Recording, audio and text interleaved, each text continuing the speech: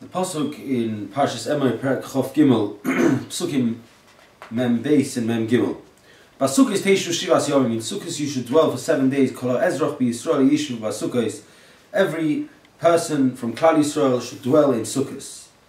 Every one of the inhabitants of Klal Yisrael. Leman Yedu Dorei Seichem. And the reason why you're doing this is so that your generations may know. Ki Succos Hishavti Es Bnei Yisrael. That in Succos I made the Bnei Yisrael sit when I took them out from Mitzrayim. Ani Hashem Elokeichem. I am Hashem, your God. Rabbi Yechiel Gutmacher, the Abbas of Graditz, asked 2 questions. Number 1, you find some mitzvahs which, following the mitzvah, it says Ani Hashem.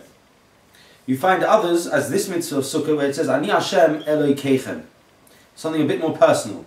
Why did it say that here by this mitzvah? Secondly, he says, from the pasuk which we just read out, pasuk Mem Gimel, where it says Leman Yedu Dorei Seichem, in order that your generations should know. From there we learn that even though there are mitzvahs, generally we paskin with regards to mitzvahs, that mitzvahs einon tzrichos kavana. You don't need to have specific kavana when performing the mitzvah for the performance of that mitzvah. For the mitzvah of sukkah, you have to have kavana. And it's brought down in the halacha that you have to have a kavana that are now sitting in the sukkahs. Why? Because HaKadosh Baruch Hu enveloped Klal Yisrael in Anan Yaakov when they left Mitzrayim, or they sat in the sukkahs. For whatever the reason of the mitzvah is, that I've got to have kavana for the mitzvah. Why is it that this mitzvah, above all others, is a mitzvah which is singled out that here you have to have kavana? Rabbi Yechiel Gutmacher wants to explain this with a Alshich. The Alshich in Parshas Ba'aloscha, the Psukim of Vayibin So'aron Vayomer Moshe Rabbeinu says, Kuma Hashem v'yofutzo evecha. And he davens that HaKadosh Baruch Hu should disperse the enemies of Klal Yisrael. Uvenucha yomer, when the honor is returning, then he davens for Klal Yisrael. Shuva Hashem riva v'yisal for Yisrael. A tefillah for the success of Klal Yisrael. He explains the Alshich, why is it that when it's talking about Vayibin So'eh HaOren, when the Oren is journeying, then Moshe Rabbeinu davens for dispersion of Klal Yisrael's enemies. For HaKadosh Baruch Hu to exact perhaps his wrath on the enemies. When he speaks about the return of the Oren, then Moshe Rabbeinu davens for the success of Klal Yisrael. And he explains this with a mashal. A mashal story. He says that the Rambam, as we know, was a physician to the Sultan of Egypt. And he was the Rambam. So when did he have time to deal with the Sultan of Egypt?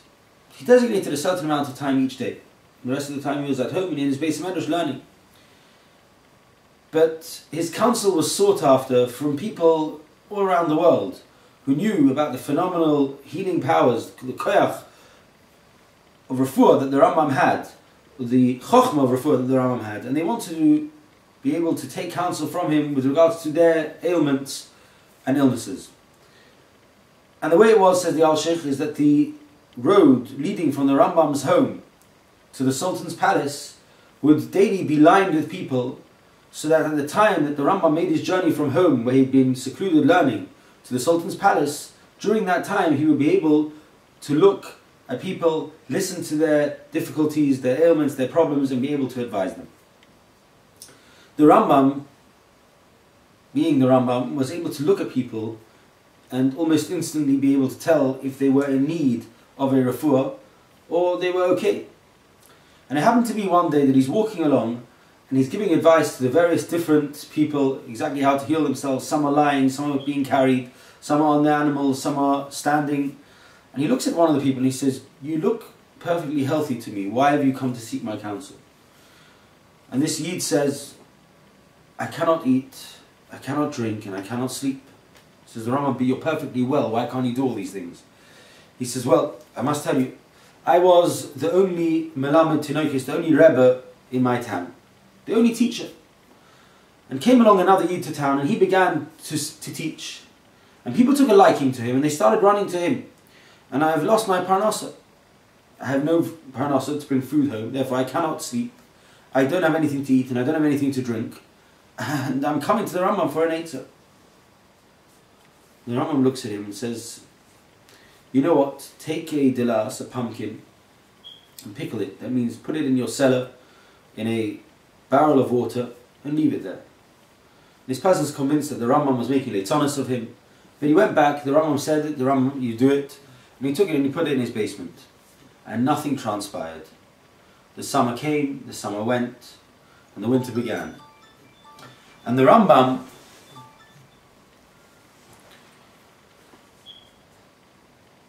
continues to serve the Sultan and help other people to heal, to be healed.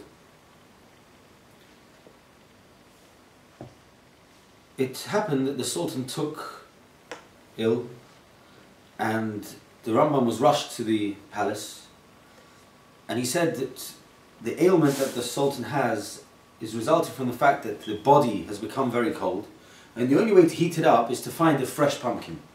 However, pumpkins were out of season.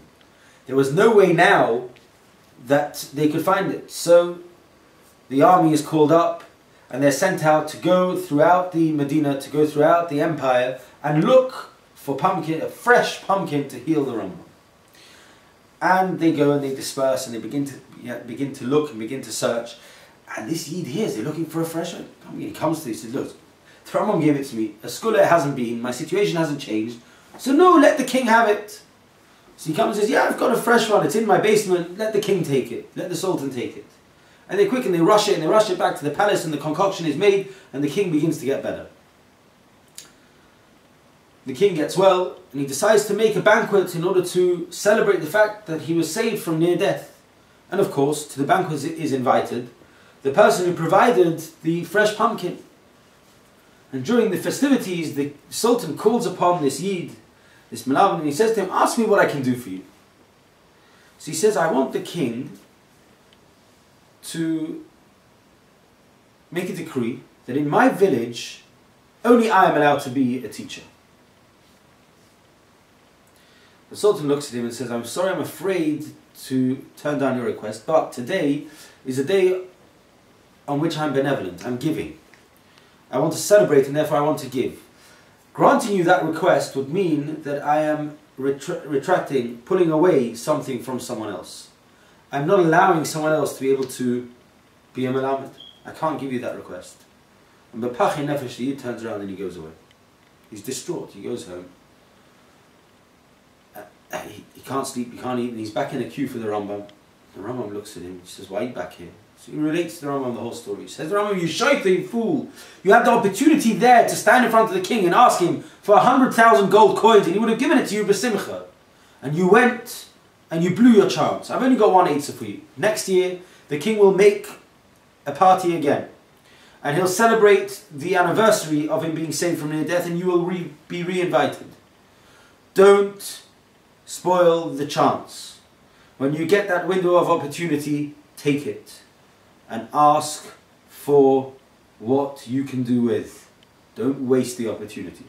Says the Al-Sheikh, we have to know what to ask for, and we have to know when to ask for it. Moshe Rabbeinu was saying, Vayehi bin Soyarin. Chazal tell us Vayehi is a lashon that's used for the bad, when it's something's not so good. So there was a time Vayehi bin Soyarin, the Oren was traveling, and it wasn't a good matzav.